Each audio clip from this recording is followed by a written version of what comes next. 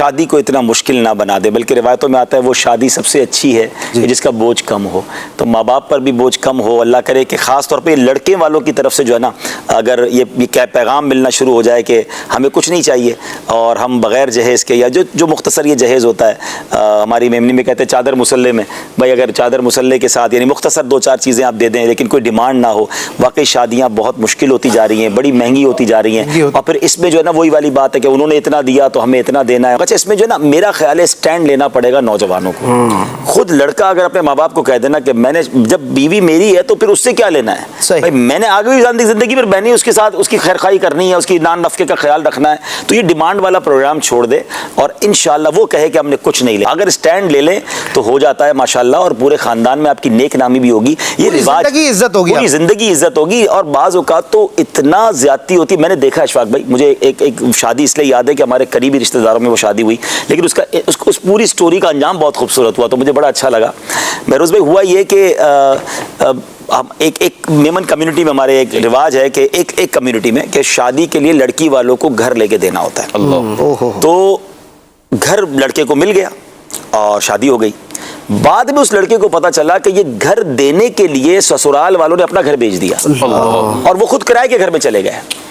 اور اس لڑکے سے الحمدللہ میری کچھ انٹریکشن تھی، سلام دعا بڑی اچھی تھی. میں نے اس کو سمجھایا اللہ نے تمہیں بہت دیا ہے یار، تمہیں پتہ ہے تمہارے ساس سسر کیسے رہ رہے ہیں، کرائے کے گھر میں رہ رہے ہیں.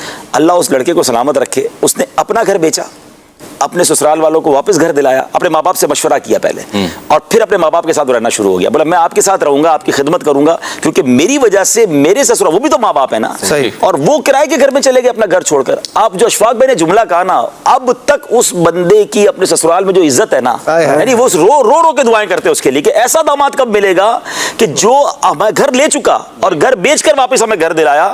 تو یہ وہ مثالیں ہیں جو ہمیں سوچنا، مطلب یہ میں کیسے خوش رہ سکتا ہوں کہ میرے پاس میری زوجہ تو آ گئی، میرے سسرال والے قرضے میں چلے گئے. کچھ خاندانوں میں ہے ایسا ماشاءاللہ جو کرتے ہیں نا، وہ کہتے ہیں ہم اپنی بہو سے کچھ نہیں لیں گے اور پھر اللہ پاک نے ان کو عزت بھی دی. اور کم نہیں ہوتا یار، ہمارے نصیب کا ہمیں مل کر رہے گا. کسی کا لے کے یعنی شادی کے چکر میں بوڑھے ماں باپ کو مقروض ہوتے دیکھا ہے. ساری زندگی وہ بیٹی تو بیاہ دیتے ہیں اور پھر ساری زندگی قرضہ اتارتے رہتے ہیں. کیوں کرنا ہے ایسا بھائی؟ اگر اللہ نے آپ کو نوازا ہے تو یہ جہیز کو ختم کریں اور یہ جو سادہ جہیز ہے اس کو لے کے رکھیں.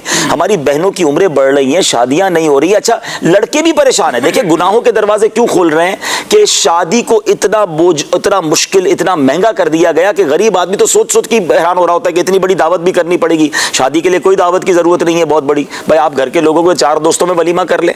اچھا دیکھیں جب یہ کووڈ آیا تھا، لوگ کہتے ہیں، میں 2-3 باتیں کہتا ہوں، کووڈ آیا تھا دعوتیں نہیں ہوئی. میں نے اتنی سادہ شادیاں دیکھی ہے، گھر کی چھت پہ شادی ہوئی اور 15-20-25 لوگ آئے اور شادی بھی ہو گئی. میں نے کہا کاش یہی فارمولا کووڈ کے بعد بھی جاری رہ جائے. ادھر کووڈ گیا، ادھر جناب پھر ہال بھرنا شروع اور وہی مہنگی دعوتیں.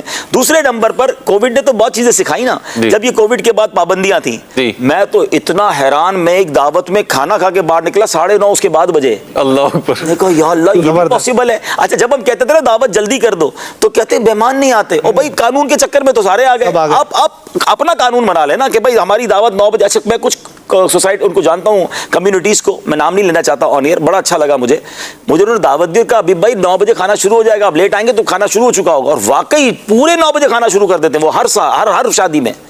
چاہیں اور پورا ہال بھر جاتا ہے ان کا، ان کو پتا ہے نا کہ یہ ہو جائے گا.